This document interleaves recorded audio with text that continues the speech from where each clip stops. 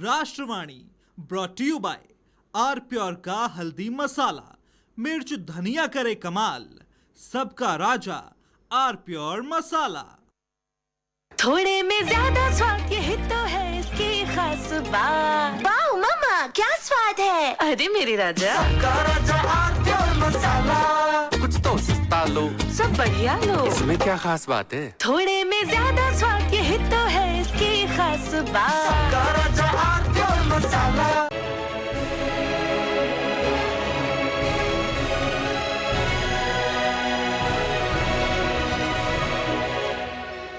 मेहमानों से आपका परिचय करा दें। प्रशांत पटेल हैं हमारे साथ, भारतीय जनता पार्टी के प्रवक्ता। प्रशांत जी का स्वागत है। रवि प्रताप सिंह हैं, कांग्रेस के प्रवक्ता। रवि जी का बहुत स्वागत है। मुफ्ती नदीमुद्दीन साहब हैं, प्रेसिडेंट हैं उलेमा काउंसिल के। मुफ्ती साहब का बहुत बहुत इस्तकबाल है। आचार्य विक्रमादित्य जी हैं, हिंदू धर्मगुरु विक्रमादित्य जी का बहुत बहुत स्वागत। विक्रमादित्य जी, आपसे बात शुरू करूंगा। राहुल जी ने जो कहा अपनी बुद्धि से ठीक ही कहा होगा। जो कोई जो अपनी बोलता है वो अपनी बुद्धि से, विवेक से ठीक ही मान के बोलता है, तभी बोल रहा है। मैं उस बहस में आज नहीं पढ़ना चाहता कि मनुस्मृति का मूल रूप क्या है, मूल अंश क्या है, उसमें प्रक्षेपित कितने अंश हुए। वो बहुत अकादमिक बहस है, वो टीवी का फोरम नहीं है। मैं सिर्फ ये जानना चाह रहा हूं कि बेटी बेटी में तो भेद नहीं हो सकता। हिंदू की बेटी पिंजरा तोड़े और मुसलमान की बेटी पिंजरे में बंद रहे।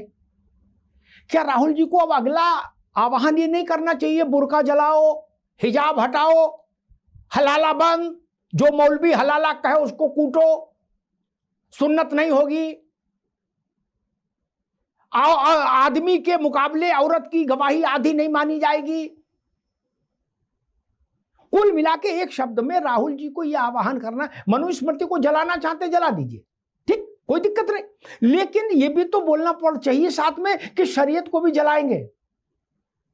विक्रमादित्य जी, शरीयत वाला ताबूत मंजूर है और मनुस्मृति वाला पिंजरा मंजूर नहीं। पिंजरे में तो सांस भी आती है, पानी भी रख दिया जाता है, खाना भी रख दिया जाता है। नहीं, ये तो ताबूत है। भेड़ बकरी की तरह से स्त्री उसकी खरीद फरोख्त हो रही है। आचार्य जी। अमिताभ जी, जी, दुर्भाग्यपूर्ण है कि हमें एक ऐसा व्यक्ति को दर्शन करना पड़ रहा है कि जिसको हम आज अहमियत देनी नहीं चाहिए उसको हम अहमियत दे रहे हैं। बड़ा दुर्भाग्यपूर्ण है। और आज मुझे समझ में नहीं आ रहा कि आपने जो कहा कि मनुस्मृति जेल, मनुस्मृति पिंजरा हो ही नहीं सकता भाई साहब। मनुस्मृति भारतीय संस्कृति का कोई भी धर्म, कोई भी शास्त्र ऐसा हो ही नहीं सकता कि कोई पिंजरा हो। वो स्वच्छंदता से उड़ने की एक संविधान है कि किस प्रकार से आप स्वच्छंद होकर उस आत्मीय विकास को कर सकते हो। जेल तो वेटिकन है साहब। राहुल गांधी को वेटिकन को आज कोट करना चाहिए था कि वेटिकन के अंदर कोई भी स्त्री वोट नहीं दे सकती है। यहां बैठा हुआ कोई व्यक्ति जाके समझे कि वेटिकन पूरे विश्व में एक ऐसा स्टेट है कि जिसके अंदर कोई भी पोप के वहां पर रहने वाला कोई पुरुष तो वोट दे सकता है, लेकिन कोई स्त्री वहां जाके वोट नहीं दे सकती। अमेरिका 1920 से पहले वहां स्त्रियों को वोट देने का अधिकार नहीं था। ऐसी ऐसी देश की संस्कृति है। लेकिन हमारे यहाँ स्त्री को देवी माना गया, पूजनीय माना गया, जेल में नहीं रखा गया, बुर्के में कभी नहीं रखा गया। अगर कोई घूंघट की परंपरा भी आई, वो भी इन आतताइयों से, जो हमारे पड़ोस में बैठे हुए आतताई है, उनके पूर्वजों के साथ कष्ट था, उठा के ले जाते थे, इज्जत बचाना चाहते थे। इसलिए अपने खानदान की इज्जत को बचाने के लिए, परिवार की इज्जत को बचाने के लिए वो एक पर्दा सिस्टम लाया गया था। इस बात को साफ साफ समझना चाहिए। लेकिन आज राहुल गांधी की हिम्मत नहीं है। जो आपने आरंभ में जो बातें कही, नहीं कह सकते क्योंकि डर है, सर तन से जुदा हो जाएगा, गर्दन काट दी जाएगी, वोट बैंक चला जाएगा। लेकिन हिंदू है, सबसे दोगली कौम है, सनातनी जो है, आज अपने आप को मान के राजी नहीं है और वहां जाकर बैठ रहे, सुन रहे। वहां बैठे हुए जो लोग सुन रहे थे उसमें ज्यादातर लोग हिंदू ही थे, ज्यादातर लोग हिंदू थे।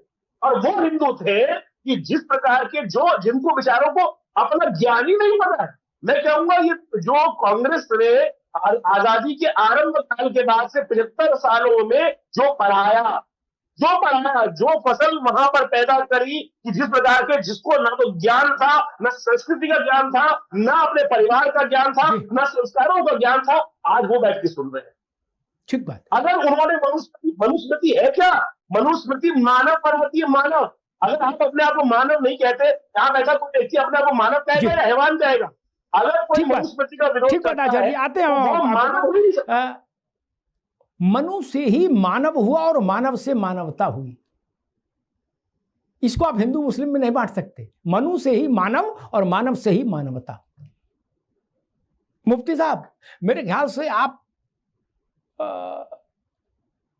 इस्लामिक उसमें दुनिया में बड़े स्कॉलर हैं। आपको राहुल जी से मांग करनी चाहिए कि भाई आप हमारे यहाँ भी सुधारवादी आंदोलन चलाओ, ये हलाला बंद कराओ, ये सुन्नत बंद कराओ, ये इद्दत बंद कराओ, ये शिद्दत बंद कराओ, ये जितना भी बवाल जान हो रहा है ये सब बंद कराओ। बुर्का पहन के कोई उड़ सकता है आसमान में? नहीं ना, फिर तो गिरेगा, हाथ पैर भी टूट जाएंगे बच्ची के। तो ये सब एक ही बार में निपट जाए, हिंदू मुस्लिम दोनों की बच्चियां आजाद हो जाएं, कितना अच्छा दृश्य बने। और साथ में ये भी कि थोड़ा शाहबानों को भी याद कर लिया जाए।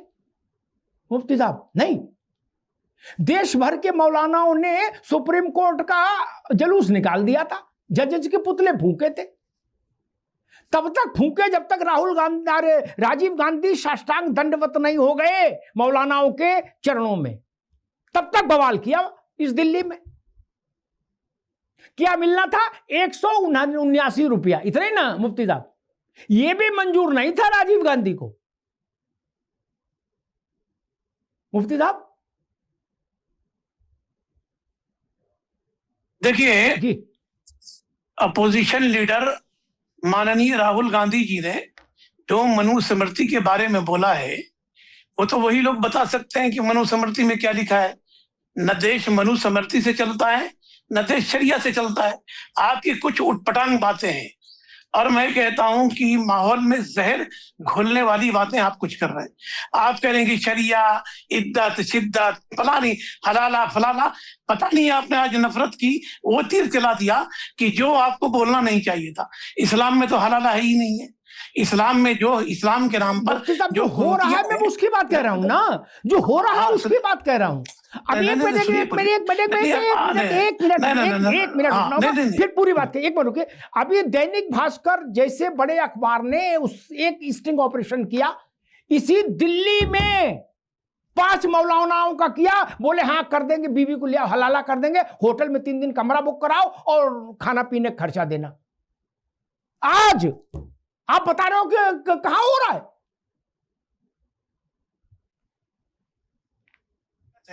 उन मौलानाओं को, उन नस्ले हराम को मैं फांसी लगा देनी चाहिए। वो नस्ले हराम है, नस्ले आबाद है, वो आप जानो, लेकिन हो आज की तारीख में रहा भैया। ठीक है, ठीक है। नहीं, आज ऐसा लग रहा है कि आप बोलने नहीं देना चाह रहे। आप सुनिए, आप हिंदुस्तान के ऐसे पत्रकार हैं जो अपनी बेबाक राय रखते हैं, इसलिए आपके चैनल पर आकर के चाहे हमारे खिलाफ ही बात क्यों ना हो, हमें बात सुनने में और बात करने में मजा आता है आपके साथ। और किसी एंकर के साथ तो बात आज के दौर में कर ही नहीं सकते। एक बात आपने बड़ी अच्छी कही। देखिए, कुरीतियां किसी भी समाज में हो, उन कुरीतियों पर लगाम लगाना चाहिए और बंद करना चाहिए। आप कहते हैं हिजाब पर, मैं कहता हूं घूंघट की पर्दा आज भी है। क्या आप उसी तरह कह सकते हैं कि घूंघट को आग लगा देनी चाहिए? देखिए, सुनिए, बुर्का में, हिजाब के अंदर आज भी बच्चियां पायलट है। आप इस्लामी कंट्रीज के अंदर चले जाइए, खुद मेरी बेटी डॉक्टर है हिजाब में, खुद मेरी बेटी इंजीनियर है हिजाब में। हमने तो हिजाब दे करके अपनी बच्ची को इंजीनियर बनाया, अपनी बच्ची को डॉक्टर बनाया, हमने तो उसे नहीं रोका। हमारी बच्चियां पायलट भी है। इसी इस्लामी मुल्क के अंदर, जो पाकिस्तान गैर इस्लामी मुल्क है, उसके अंदर भी बेनजीर भुट्टो प्रधानमंत्री रही। हसीना बांग्लादेश के अंदर 10-20 साल तक तो औरतों ने ही लीड किया है। इंडोनेशिया के अंदर औरत ने लीड किया है। और मैं कहता हूं कि सबसे पहले इस्लामी कंट्रीज मिस्र के अंदर औरतों ने ही हॉस्पिटल चलाए।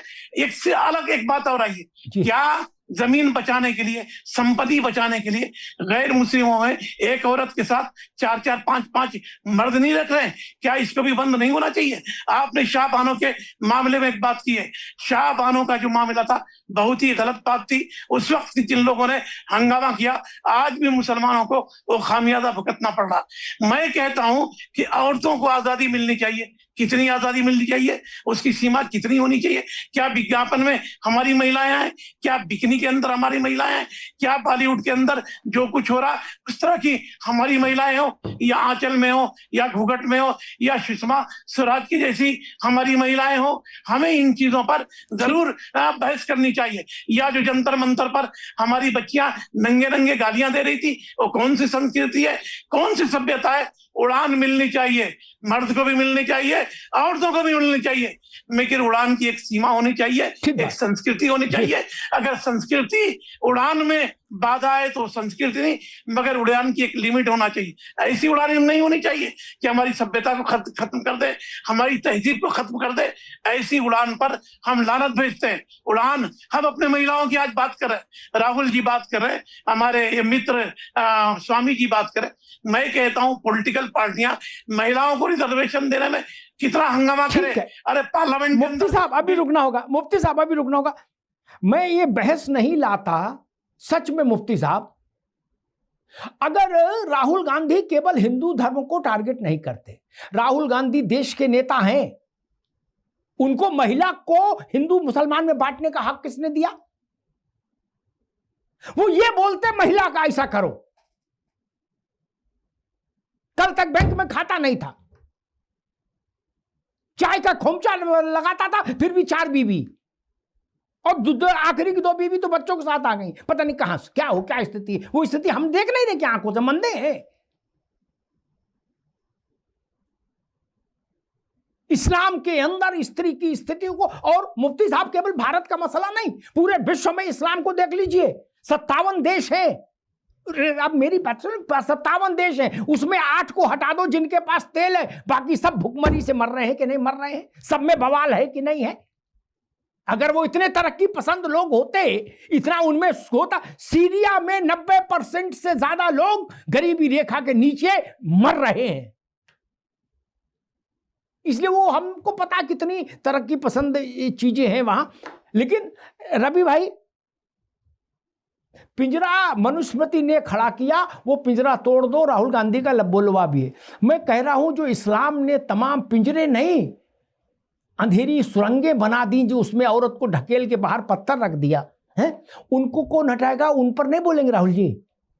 ये 20% आबादी को ऐसे छोड़ देंगे, या अगला जो गूंज कार्यक्रम होगा उस पर वो मुसलमानों पर बोलेंगे, शरिया पर बोलेंगे? क्योंकि मनुस्मृति पर बोले, मनुस्मृति इज इक्वल टू शरिया, राइट?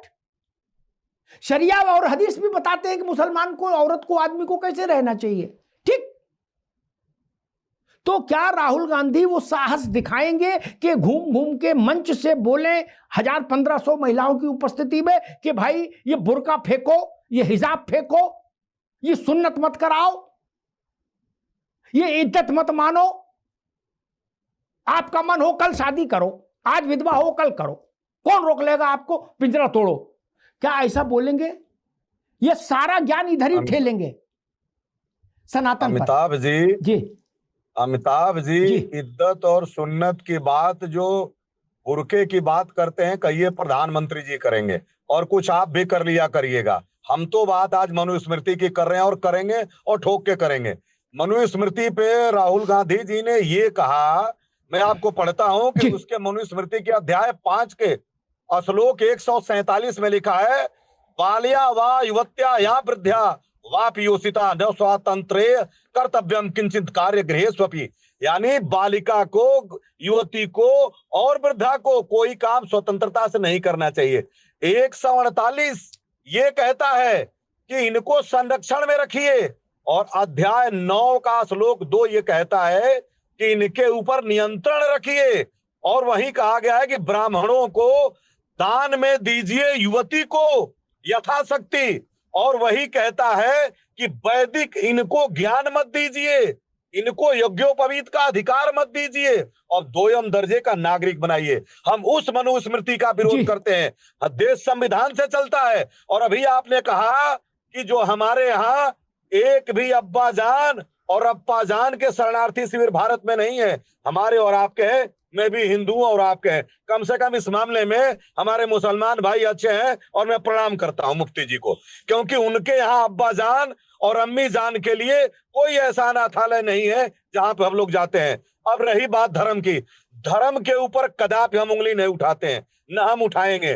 धर्म का मतलब होता है अमिताभ जी, धार्यत इति धर्म, जिसको हमारी आत्मा धारण करती है और जिसके हिसाब से हमारा जीवन पद्धति चलता है वो धर्म है। तो निश्चित रूप से जो राहुल गांधी जी ने कहा कि हमारे यहाँ कुछ केसों में स्त्रियों को दोयम दर्जा बताया गया, एक उन्होंने राष्ट्रोद्घाटन किया, उन्होंने हिंदू मुसलमान करने की कोशिश नहीं की। और जो बचा हुआ है, जो लोग आजादी में नाखून तक नहीं कटाए, वो आज देश को बांट रहे हैं पूरे 6 छंद राष्ट्रगीत को गवा करके। आज वो बड़े एकाएक 100 साल तक याद नहीं आया आरएसएस को, भाजपा को याद नहीं आया।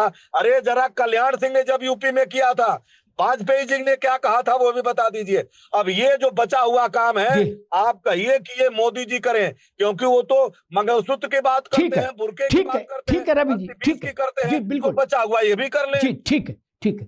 कांग्रेस ने कह दिया कि हम केवल अपना चाबुक हिंदुओं पर चलाएंगे, मुसलमानों के लिए दूध जलेबी मंगा के रखेंगे।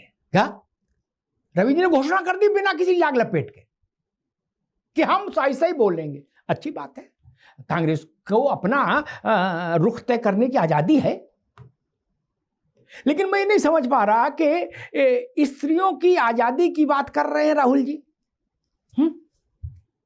स्त्रियों की आजादी तो स्त्री में तो मुसलमान, सिख, ईसाई, हिंदू सब स्त्री आ जानी चाहिए थी, लेकिन उन्होंने मुस्लिम महिला का नाम नहीं लिया एक भी बार। एक दूसरी बात जो चिंताजनक है वो ये कि राहुल गांधी ने मनुस्मृति पढ़ी हो, ये तो संभव नहीं लगता।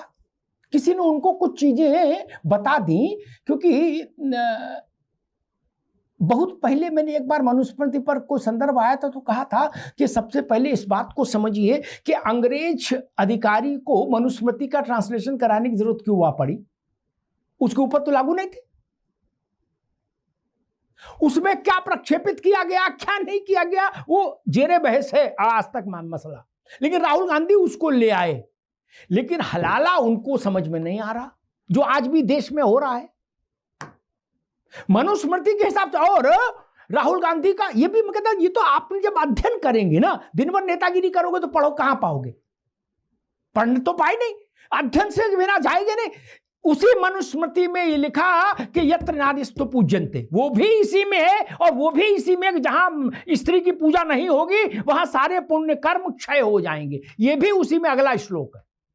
वो राहुल गांधी ने पढ़ा, पढ़ना भी नहीं चाहेंगे। वो जो लोग बता रहे हैं कि स्त्री को शिक्षा से वंचित रखो, बता रहे रवि भाई, इनको पता ही नहीं एबीसीडी क्या है। ऋग्वेद के तमाम सूक्तों की रचयिता जो है वो महिलाएं हैं, गार्गी है, अपाला है, मैत्रेयी है। बताइए, जो महिलाएं ऋग्वेद के सूक्तों की रचयिता है उनको बता रहे पढ़ने लिखने पर रोक थी।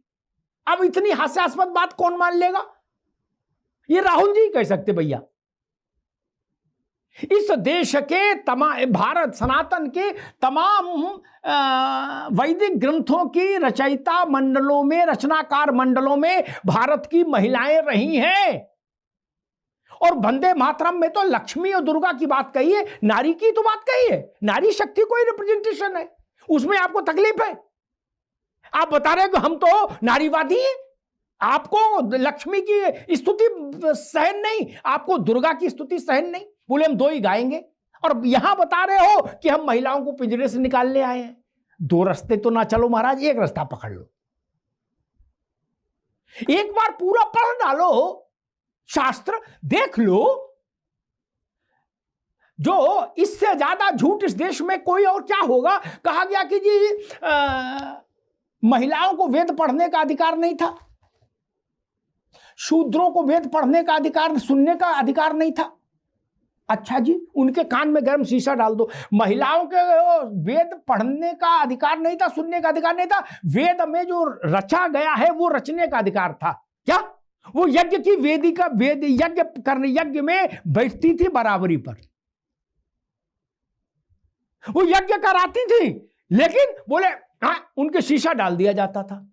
इसी मनुस्मृति में एक जगह लिखा है मुफ्ती साहब, आपको भी जानना चाहिए, आप तो आलिम आदमी हैं। इसी मनुस्मृति में एक जगह लिखा कि अगर राजा शूद्र हो तो ऐसा होना चाहिए। इसका मतलब राजा भी, शूद्र भी राजा हो रहे थे उस समय, हो रहे थे ना। और हम लोग सब क्या ढपली बजा रहे, हजारों लाखों साल से पानी नहीं पीने दिया। बताओ, एक तो बिना पानी पिए हजारों लाखों साल से कोई जीवित नहीं रह सकता। ये ऐसा प्रपंच इस देश में फैलाया है अनपढ़ों ने, कुछ अनपढ़ कुछ कुपढ़। मुफ्ती साहब, आपको पता है मौर्य वंश की सीमा शासन की क्या मुगलों से बड़ी थी, पता है आपको? भारत के एक महान ओबीसी सम्राट के राज्य की सीमा मुगल के किसी भी बादशाह की सीमा से बड़ी थी, जहांगीर से भी, औरंगजेब से भी। और हम क्या कह रहे, लाखों साल से पानी नहीं पीने दिया गया, तो वो क्या हवा खा के रह रहे थे मौर्य? ये सवाल बड़ी कठिन है और इनके लिए बड़ा अध्ययन चाहिए। इसीलिए मैं कहता हूं नेताओं को नेतागिरी वाले विषयों पर ही रहना चाहिए। वो धर्म, अध्यात्म, दर्शन पर जब बोलने लगते हैं तो फिर अनर्थ करा देते हैं। मुझे याद है जियाउर रहमान अंसारी ने कहा था मुफ्ती साहब हाउस में, लोकसभा में, क्या राजीव गांधी जब वो साहबानों वाला जो मसला आया था, उन्होंने कहा, मंत्री थे राजीव गांधी कैबिनेट में, उन्होंने कहा राजीव जी जब तेली और तमोली में शब्द याद उद्धृत कर, तेली और तमोलियों से कुरान का वो की व्याख्या कराओगे तो यही होगा। ये तेली तमोली मालूम किसके लिए कह रहे थे? सुप्रीम कोर्ट के जजेस के लिए, on the floor of the house, Ziaur Rahman Ansari.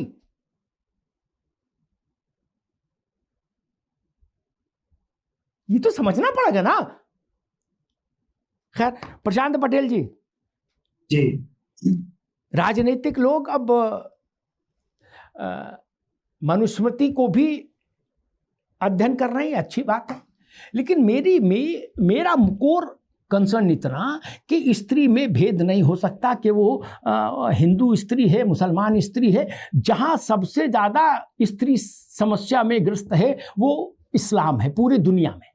ठीक, दुनिया में जितने कन्फ्लिक्ट हो रहे, मुफ्ती साहब आपसे इजाजत फिर आपके पास आएगा सर, दुनिया में जितने कन्फ्लिक्ट हो रहे हैं उसमें आधे कन्फ्लिक्ट अकेले मुस्लिम वर्सेस मुस्लिम हो रहे हैं। ठीक, ग्लोबल मैपिंग देख लीजिए ना, 8 देश छोड़ दीजिए, बाकी सब विचित्र स्थिति में तबाही की ओर बढ़ रहे हैं, आपस में मारकाट मचाए हुए। और वहां भी तेल खत्म हो जाए 8 में तो वो भी ऐसे हो जाएंगे सीरिया और सूडान। वहां स्त्री की क्या स्थिति है सब देख रहे हैं। अफगानिस्तान में मंडी लगती है, आज भी चौराहे पर पीटी जा रही है उससे, चमड़े के बेल्ट से।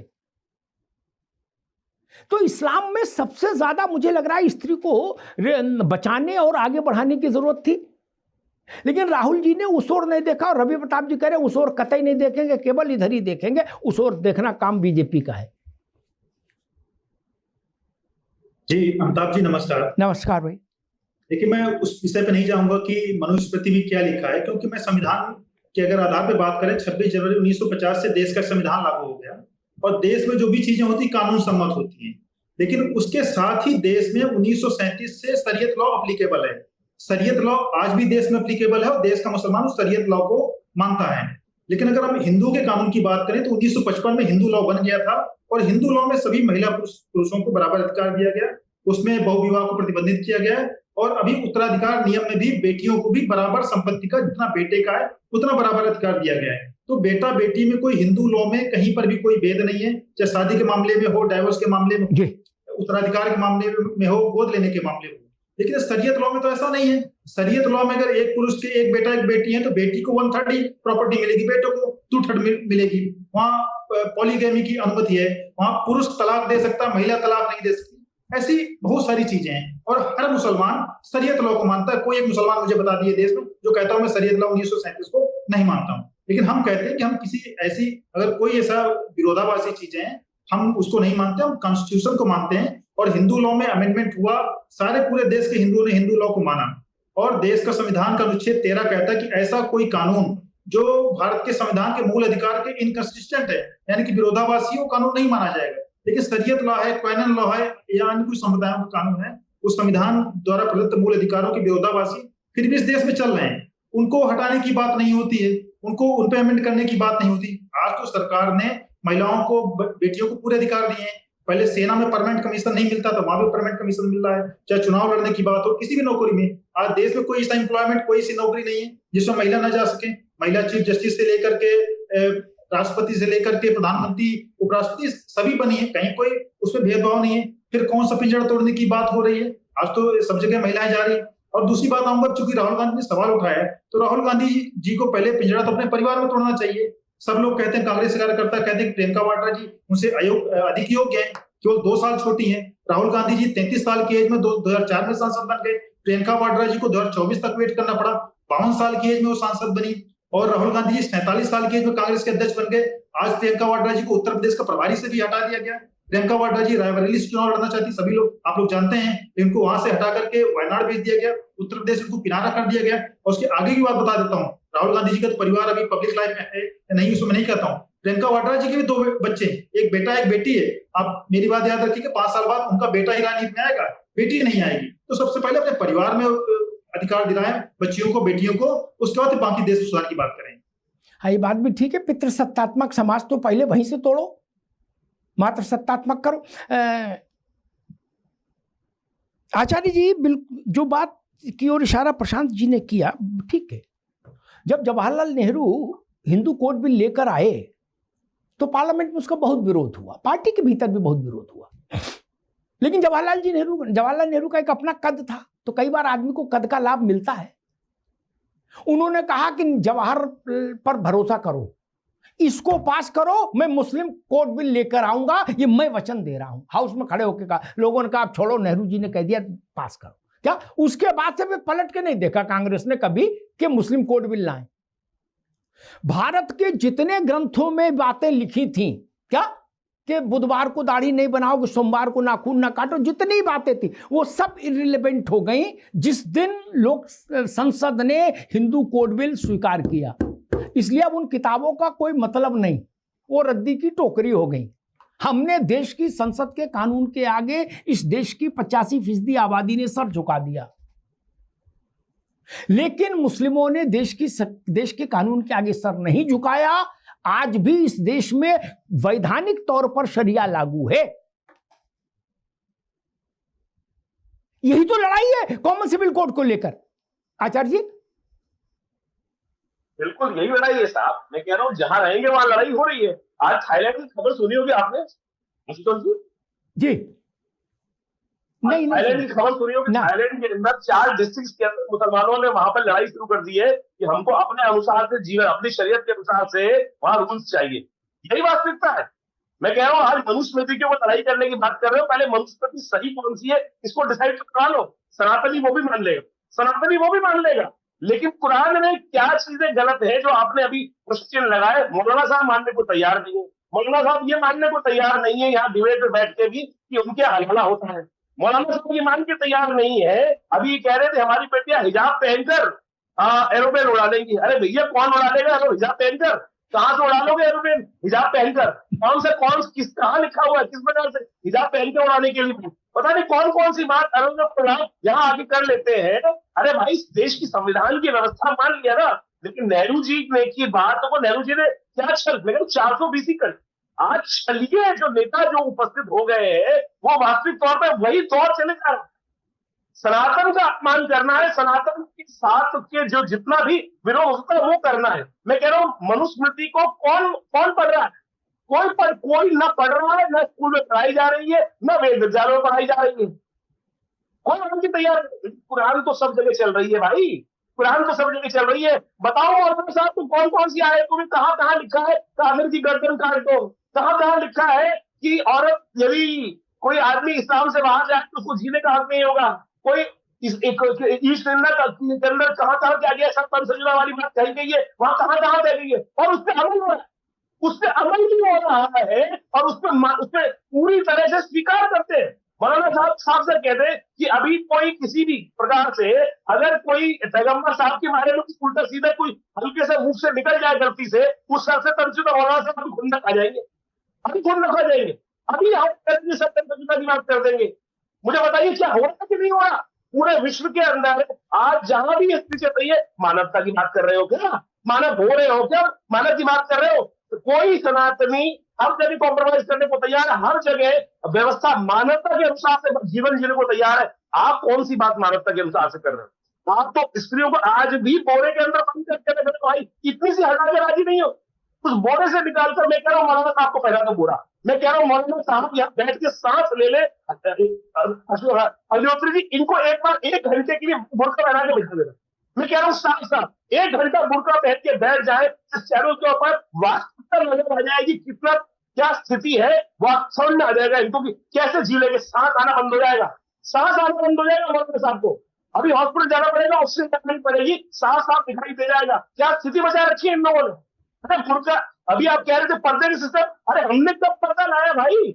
हम कौन पर्दे की बात कर रहे हैं? हम तो पर्दे की बात कर रहे हैं। अभी बैठे थे कह रहे थे पर्दा हिंदुओं के अंदर पर्दा है, तो कौन कह रहा है पर्दा है? पर्दा मजबूरी में लाया गया था। आप जैसे आपके जो साथी संगी थे जिनको आप अपना पूर्वज मान के बैठ गए हो, उनकी हैवानियत बचने के लिए, उनकी जो स्थिति थी, उन्होंने जो आतंक बचा रखा था कि जिस स्त्री को देख ले उसको उठा के ले जाते थे, और हम ऐसी स्थिति में थे उस वक्त, हमारे पूरे स्थिति में थे कि उनकी रक्षा नहीं कर पा रहे थे। इस कारण से वो बात की गई। आज ऐतिहासिक तथ्यों को बदलकर किस प्रकार से वक्त किया था, ये मौलाना कहते हैं अपने आपको। मैं कह रहा हूं इंसान ठीक बात। मुफ्ती साहब के पास जाऊं उससे पहले एक बात जरूर कहूंगा, इस देश में एक ये भी उदाहरण है कि महारानी कैकेयी महाराज दशरथ के साथ युद्ध में गई जब देवासुर संग्राम हुआ, और दशरथ के प्राण रक्षा करके लाई दशरथ की। उनको देव विजयिनी कहा गया। और हम बता रहे हैं कि महिलाओं के कान में शीशा डाल देते थे। ये कौन मूर्ख धूर्त लोग हैं जिन्होंने ऐसा प्रचार फैलाया? मुफ्ती साहब, आपसे मेरा प्रश्न यही सवाल, जब जिस किताब से कोई लेना, किसी थाने में कोई जाए और कहे जी मनुस्मृति के अनुसार मैंने ये आचरण किया है, तो दरोगा दुकान के नीचे मारेगा, कौन स्मृति?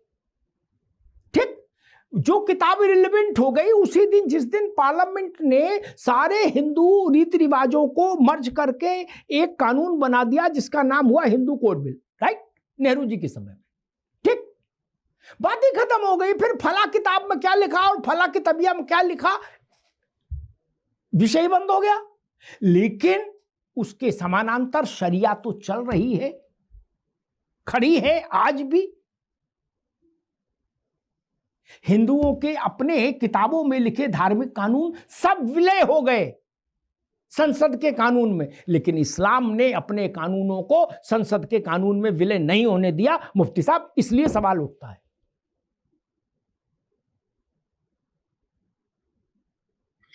नहीं, अभी वो आचार्य जी डिबेट में सिवाय मुझे गाली देने के और उन्होंने कोई काम नहीं किया। देखिए, एक होता है जाहिल होना, एक पढ़ा लिखा अगर आदमी जाहिल बन जाए तो जाहिल से भी बड़ा जाहिल होता है।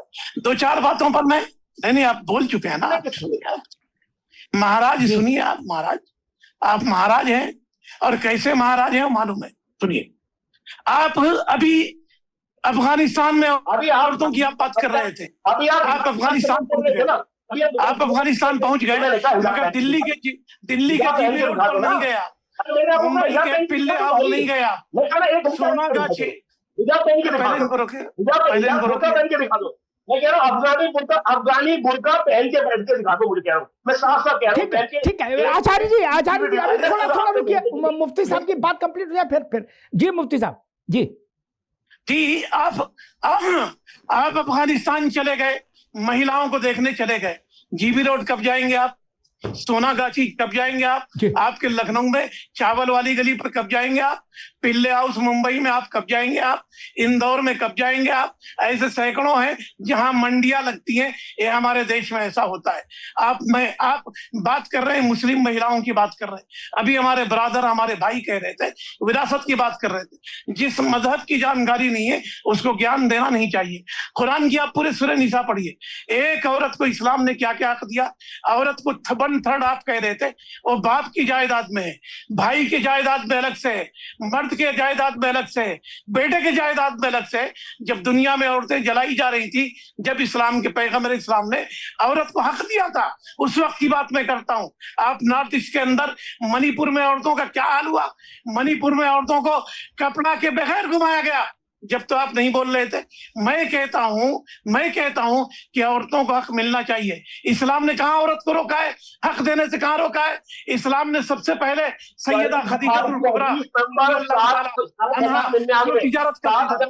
कहती है कि जिस देश की शासक मुसलमान किसी लड़की को बना दिया जाएगा वो कभी सफल नहीं होगा। मैंने लिखा है 7,099 सुनिए तो ना, हदीस नंबर वो बता रहे हैं मुफ्ती साहब, वो हदीस कोट कर रहे हैं, वो हदीस कोट कर रहे हैं। ठीक है, मनुसमर्थी उन्होंने भी कोट किया है, हमारे बैठे हुए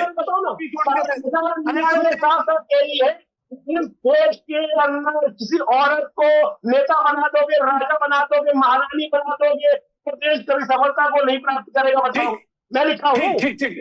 मैं कह रहा हूँ ठीक है भाई, सुनो भाई, सुनो और बोलूं और बता दो। यहाँ 5,825 बताती है कि रहमान ने अपनी औरत को इतना मारा, उनके पूरे शरीर में निशान हो गए। पति का बताओगे? भैया मुझे हदीस संख्या 4561 कहती है, प्रसिद्ध घटना के बारे में वर्णन करती है कि जिसमें एक अंधे व्यक्ति ने अपनी गर्भवती दासी को चक्कू से मारता रहा और उसके बच्चों की हत्या कर दी और ऊपर वाले ने उसको खून से माफ कर दिया। बताओ मुझे कहां से लिखा है ये? सही मुस्लिम हदीस नंबर 1745 जिसमें कहा है कि रात को छापों के अंदर औरतों और बच्चों की कत्ल की अनुमति है। बताओ मुझे कहाँ लिखा है? मैंने लिखा है क्या? हदीसों के अंदर जो वर्णन लिखा हुआ है उनको डिनाई करो ना। मैं कह रहा हूँ मनुस्मृति की बात जहां भी गलत लगती है हमको उसको बदलने को तैयार है, पूरा सनातन बदलने को तैयार है। वहीं भी क्योंकि हम कहते हैं वो आई नहीं, वो गलत लिखी गई। श्रुति के माध्यम से जो ग्रंथ चुने गए अंग्रेजों ने, आक्रांताओं ने उसको बदल दिया। सुनो, अरे जाहिल आदमी, सुनो, को बदनाम करने की नहीं है। ठीक है आचार्य जी, अब उनके उत्तर सुनिए। अब मुफ्ती साहब का उत्तर सुन लिया आचार्य जी। जी मुफ्ती साहब सुनो, देखिए ये जाहिल आदमी है, इसको कुछ भी नहीं मालूम, अंड संड बकने आता है हर चैनल पर इसका यही काम है। सुनिए, आप सुनिए, बोल चुके आप सुनिए, आप सुनिए, सुनिए, उसके बाद बोले। सुनिए, नॉर्थ ईस्ट में महिलाओं को बगैर कपड़े घुमाया गया, वहाँ नाम दे रहा हूँ माता कहते हैं आपके यहाँ से में अपनी माता को बचा क्यों रहा है? माता को मैं दोनों मित्रों को रोकूंगा, मुफ्ती साहब को भी, आचार्य जी को भी, दोनों को रोकूंगा। मुफ्ती साहब ने बहुत चातुर्य के साथ दिशा मोड़ने की कोशिश की बहस की। हालांकि मेरी बहस में आज तक कभी ऐसा हुआ नहीं कि कोई जबरन दिशा मोड़ लेना, मैं तो खूंटा गाड़ के बहस में जाता हूं। उन्होंने मणिपुर समेत कई उदाहरण दिए, मणिपुर के और भी उदाहरण हो सकते हैं, फिर उन्होंने सोनागाछी जीबी रोड के भी उदाहरण दिए। वो कानून व्यवस्था की समस्या है, ठीक, वो हिंदू मुसलमान का मसला नहीं, वो धर्म ग्रंथों का मसला नहीं। यहां चर्चा हो रही धर्म ग्रंथों की, राहुल गांधी ने धर्म ग्रंथ का सहारा लिया, इसलिए मणिपुर की समस्या सेना की है, इंटेलिजेंस की है, गवर्नमेंट की है, ठीक है ना। उसका मनुस्मृति से लेना देना है क्या कि शरिया से लेना देना है? भाई बात हो रही मनुस्मृति और शरिया की। आप वहां चले गए मणिपुर और सोनागाछी में तो सब तरह की लड़कियां हैं, मुसलमान नहीं है। फिर ऐसी बात नहीं करो महाराज, ठीक है। रवि प्रताप जी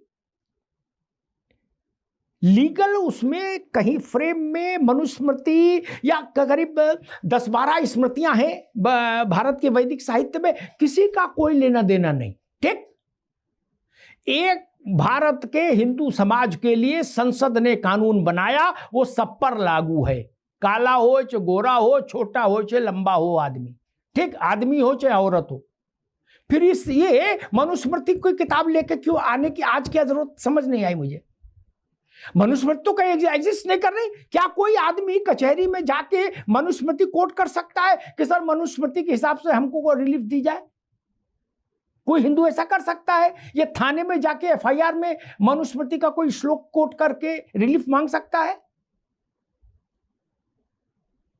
जी, लेकिन अमिताभ भाई, आज भी जज जब अपना फैसला लिखते हैं तो मनुस्मृति, वेद, पुराण, महाभारत और रामायण के तमाम श्लोकों का और छंदों को कोट करते हैं अपने उस निर्णय को सही साबित करने के लिए।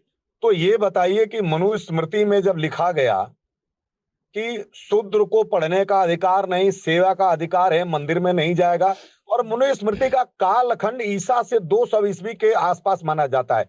आपने अभी बड़ी खूबसूरती से डिरेल करके बोला कि त्रेता युग में भगवान दशरथ के प्राण की कैकेयी ने रक्षा किया था, त्रेता के बाद द्वापर आया, उसके बाद कलयुग आया, कलयुग का ये प्रथम चरण है। लेकिन जो मनुस्मृति के त्रावणकोर के राजा के यहाँ स्तन को ढकने के लिए टैक्स देना पड़ता था, ये मनुस्मृति की हमारे यहाँ एक बुरी पद्धति।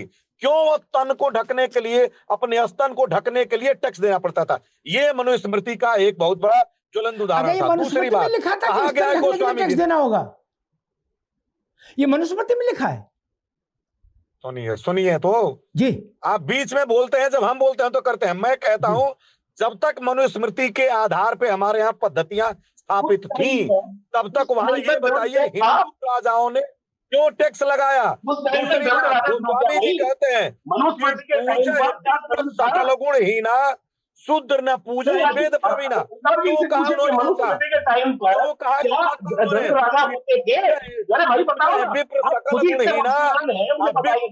शूद्र न पूजा वेद प्रवीणा।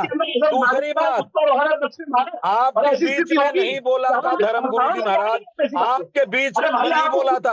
अपने राहुल गांधी जी जो कहते हैं बिल्कुल आप जैसे धर्म के ठेकेदार हिंदू धर्म में पहुंचाने का काम किया, सनातन का लवादा तोड़ करके को बांध रहे हो, संविधान के ऊपर प्रश्न उठा रहे हो, ऐसे लोगों को कोई नहीं है। हिंदू धर्म बनते हैं, आप बताइए हिंदू सब कहाँ से है? ठीक है, दोनों को रोकूंगा, रवि जी को भी और आचार्य जी को भी। प्रशांत पटेल जी, राजनीतिक लड़ाई में धर्म ग्रंथ आ गया, वो धर्म ग्रंथ जिसको इस देश के हिंदू समाज ने कालवाह घोषित कर दिया जवाहरलाल नेहरू के समय में। क्या उसको नेहरू जी के परिवार के इतनी पीढ़ियों बाद के वंशज राहुल गांधी ले आए जिंदा करके, और वो तो नेहरू जी के समय में हमने गंगा में बहा दी थी मनुस्मृति, तभी ना हिंदू कोड बिल लाया। नहीं, हिंदू कोड बिल क्या आया? चने बेचने के लिए लाए थे कि लूडो खेलने के लिए लाए थे? सारी स्मृतियां तिरोहित करके हटाकर हमने हिंदू कोड बिल स्वीकार किया। ये समझ में क्यों नहीं आ रहा किसी की? भाई देखिए अमिताभ जी, कुल मिला के ये पूरा जो है कम्युनिस्ट प्रोपेगेंडा है कि पूरे हिंदू समाज को एक कथित किताब को लेकर के गिल्ट में डाला जा सके, उनमें एक अपराध भावना महसूस कराई जा सके। हम लोग अमिताभ जी एक क्षेत्र से आते हैं, हम लोग घरों में रामचरितमानस होती है, बहुत गीता होती है, संभवतः आपके घर में कभी मनुस्मृति नहीं रही हो। मैंने तो मनुस्मृति का नाम ही इधर 7-8 साल से मोदी सरकार आई तब ये अधिक सुना है। सबसे पहले कम्युनिस्टों ने स्टार्ट किया। अब चूंकि राहुल गांधी के जितने सलाहकार हैं, जेएनयू के कम्युनिस्ट, एसएफआई, कन्हैया कुमार, संदीप सिंह जैसे लोग हैं, वो लोग ये प्रोपेगेंडा लेके आए हैं। इस 100 बात की एक बात है, 26 जनवरी 1950 से देश में संविधान लागू है और आर्टिकल 13 कहता है कि कोई भी ऐसा कानून, कोई भी ऐसी चीज जो भारत के फंडामेंटल राइट जिसमें है संविधान में, उसका वायलेशन करती, वो ऐसा कानून यहाँ एप्लीकेबल नहीं होगा। वायलेशन में जो भी चीजें थी, बात को देखिए, शरीयत लॉ अभी भी एप्लीकेबल है। शरीयत लॉ 1937 जो है अभी भी देश में एप्लीकेबल है।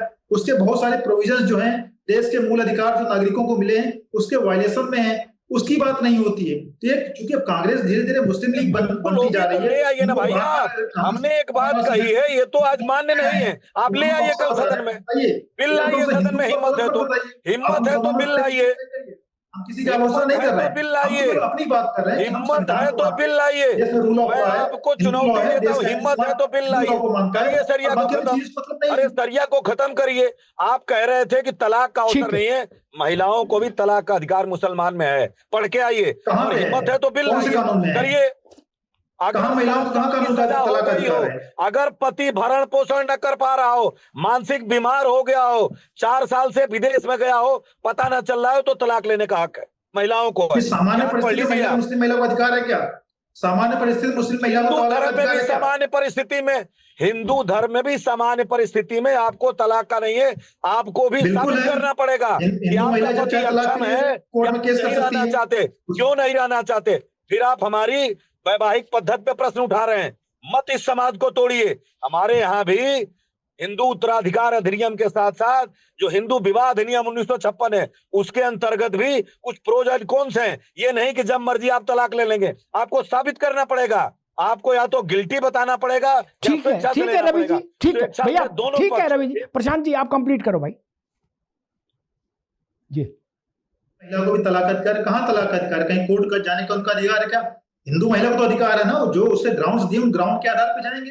पुरुष को भी जितना अधिकार उतना महिला को अधिकार, को ग्राउंड देना पड़ेगा। यही तो हम बात कर रहे हैं। आप मुस्लिम की कांग्रेस, आप मुस्लिम धर्म को प्रेस करिए, लेकिन कम से कम हिंदू धर्म को तो बदनाम मत करिए ना, उनपे अपराध भावना मत महसूस कराइए। हम अपराधी महसूस नहीं करते हैं, हमें अपने गर्व है, धर्म पे भी गर्व है, हम अपने संविधान पे भी गर्व है, अपने कानून पे भी गर्व है। ठीक। जब शाहबानों का मसला, अब रवि जी आप रुक जाओ, जब शाहबानों का मसला आया था मुफ्ती साहब, तो इस देश के छोटे बड़े सारे मौलानाओं ने एक ही बात कही कि अदालत क्या चीज है भाई, अदालत कैसे तय करेगी कि हम औरत के साथ मुआवजा दे के ना दे। एक ही लाइन थी छोटे इमाम से लेके और बड़े इमाम तक की, पूरे देश में फुरपुरा शरीफ से लेके चरारे शरीफ तक, क्या कि हम मौलाना ही तय करेंगे कि इसको भूखों मार दें औरत को, बुढ़िया को, या इसको चवन्नी दें, अदालत मंजूर नहीं। और राजीव गांधी ने कहा मौलाना आप ठीक कह रहे हो, हम आपकी शरण में हैं, अदालत मंजूर नहीं, और अदालत का फैसला पार्लियामेंट ने पलट दिया। हिंदी में समझ लो सब लोग, इसको थेतराई ना करना, ठीक। अब कुछ लोग विद्वान लोग कहते हैं कि ऐसा था और वैसा था। उनको मैं बता दूं, कोई स्मृति, कोई पुराण, मुझे पता नहीं मुफ्ती साहब, जैसे मैंने इस्लाम के धर्म ग्रंथों को बहुत जानता नहीं, वैसे मुझे लगता है आप भी शायद बहुत नहीं जानते होंगे हिंदू धर्म ग्रंथों को, ठीक ना।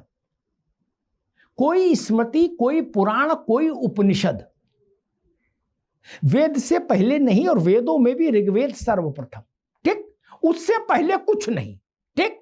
स्मृतियां बहुत बाद की चीज है, पुराण बहुत बाद की चीज है, समझ लीजिए। सब लोग हिंदी में सरल भाषा में बता रहा हूं। ऋग्वेद के अलग अलग रचनाकार है। ऋग्वेद किसी ऐसा नहीं कि आचार्य विक्रमादित्य ने लिख दिया बैठ के ना, ऋग्वेद ऋषियों के समूहों ने लिखे हैं, और अलग अलग अध्यायों के अलग अलग विषयों से जुड़े मंत्रों के रचनाकार अलग अलग लोग हैं, ठीक है ना मुफ्ती साहब।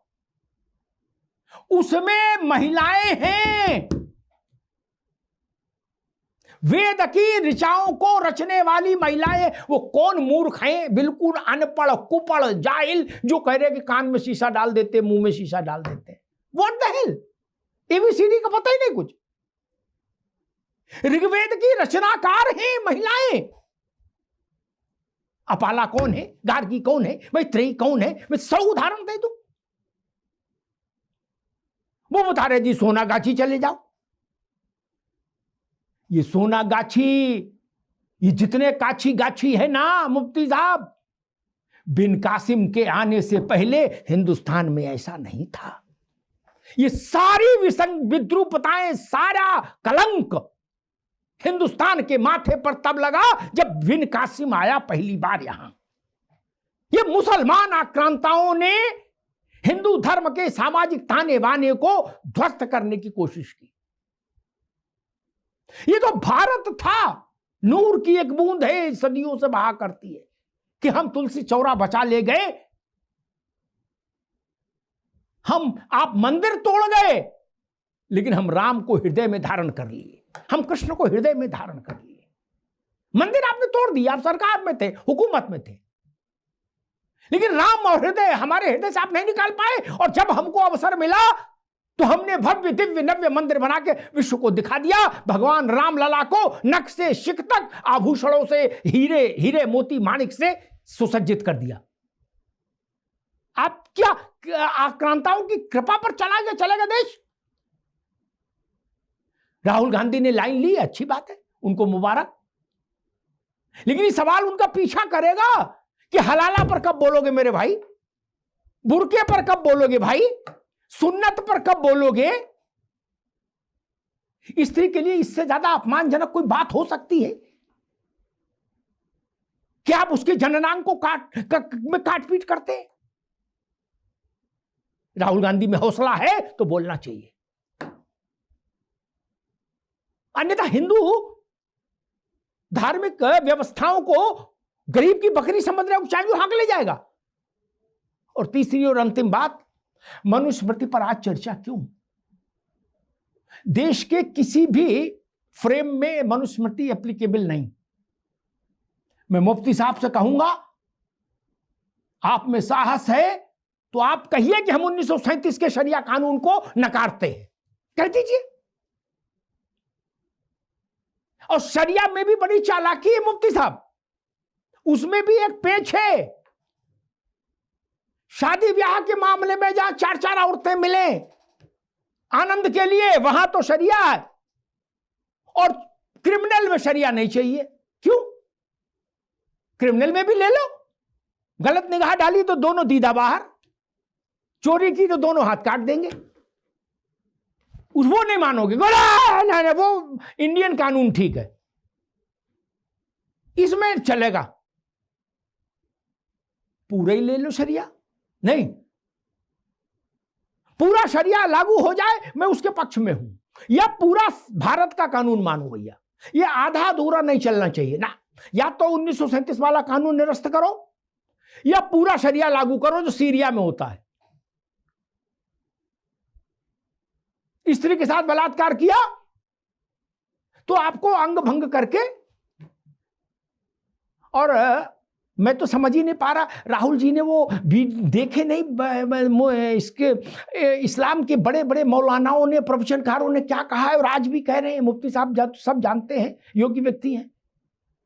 क्या है, जिहाद करो, आतंकवादी बनो, अल्लाह तुम्हें जन्नत बख्शेगा, यह तक बोले, वहां तक ठीक। फिर जब वो जन्नत को डिस्क्राइब करते हैं, क्या 72 हूरें, सब 70 फीट की, वो कभी बूढ़ी नहीं होंगी, टट्टी पेशाब नहीं, पसीना नहीं, और तुमको अंगूर खिलाएंगी अपनी गोद में बैठाल के। साला आदमी इसी मरा जा रहा है, कह रहा है हूरों के पास जाना है, कार्रवाई लिए घूम रहा है जहर भरे दिमाग में। ये महिला समानता है?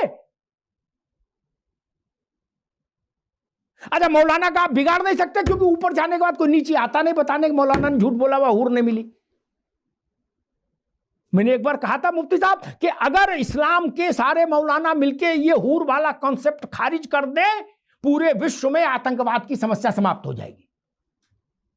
ये युद्ध से नहीं होगी, जब तक हूरें जिंदा रहेंगी मुस्लिम मर्द मानेगा नहीं। जब तक हूरें जिंदा रहेंगी उसके दिमाग में, रात में चैन ही नहीं पड़ रहा, उसको हूरें दिखाई दे रही। क्या बोले, हूर की गोद में बैठ के अंगूर खाऊंगा, यही ना। और आप बता रहे हो कि हमारे यहां महिलाओं का बीबीसी ने एक वो किया, एक रिपोर्ट थी बीबीसी की, बहुत पहले देखी थी। मुफ्ती साहब, बहुत दुख के साथ कहता हूं, क्योंकि बच्ची मुसलमान हो या हिंदू हो, मेरे लिए बच्ची है।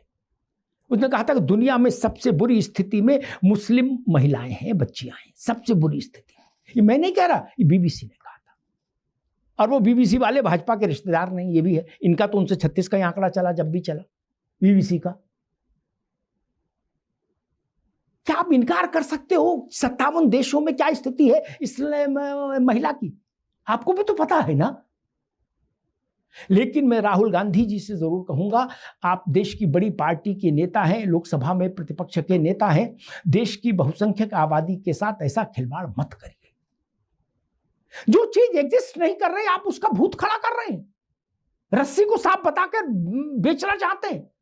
कहां है मनुस्मृति? कोई जज उसको पढ़ के फैसला दे रहा है? नहीं। कोई दरोगा उसको पढ़ के धारा लगा रहा है? नहीं। रवि भाई ने कहा कि वेदों का, पुराणों का उसका उल्लेख करते हैं जज, और धर्मों के भी धर्म ग्रंथों का उल्लेख करते हैं। अच्छी बात, जहां से आए उल्लेख करने में कोई बुराई नहीं, लेकिन फैसला रवि जी केवल संविधान के आधार पर दिया जाता है, धर्म ग्रंथ के आधार पर नहीं। वो उसकी भूमिका प्रस्तावना में आ सकते हैं कि गांधी जी ने कहा था, विवेकानंद ने कहा था, सुकरात ने कहा था, वाल्मीकि ने कहा था, लेकिन फैसला भारत की संविधान की धारा और अनुच्छेदों के आधार पर ही होता है। ये आप भी जानते हैं, हम भी जानते हैं, सब जानते हैं। इसलिए चीजों को घुमाइए नहीं, भ्रमित मत करिए देश को। भारत से ज्यादा स्त्री को समानता और सम्मान देने वाला कोई देश नहीं। जब दुनिया में सभ्यता का सूर्योदय नहीं हुआ था मुफ्ती साहब, तब हमारे यहां यह नियम था कि बिना स्त्री के पूजा नहीं होगी, भावांग में स्त्री होनी चाहिए। और ये नियम हमने भगवान राम से लेके और आगे तक सब पर पालन किया। आप बता रहे हो कि स्त्रियां ऐसा हो गई और वैसा हो गया। और कम से कम राहुल गांधी को इस तरह के धार्मिक मामलों में नहीं पड़ना चाहिए, क्योंकि धार्मिक मामलों में उनकी समझ अभी बहुत कम है, उनको नहीं पढ़ना चाहिए। डॉक्टर कर्ण सिंह जैसे किसी आदमी की तरफ से कोई बात कही जाती तो हम लोग उसको गंभीरता से लेते, क्योंकि डॉक्टर कर्ण सिंह ने हिंदू धर्म ग्रंथों का अध्ययन किया था, उनके पास एक लिगेसी थी। राहुल जी मुझे नहीं लगता कि वो बाकी चीजों में अच्छे हो सकते हैं, लेकिन वो हिंदू धर्म ग्रंथों पर भाष्यकार और प्रवचनकार ना बने तो ज्यादा बेहतर है। धन्यवाद।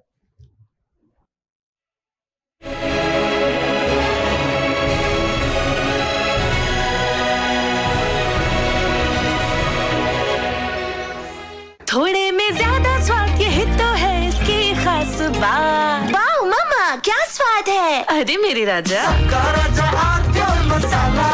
कुछ तो सस्ता लो, सब बढ़िया लो। इसमें क्या खास बात है? थोड़े में ज्यादा स्वाद, यही तो है इसकी खास बात। सबका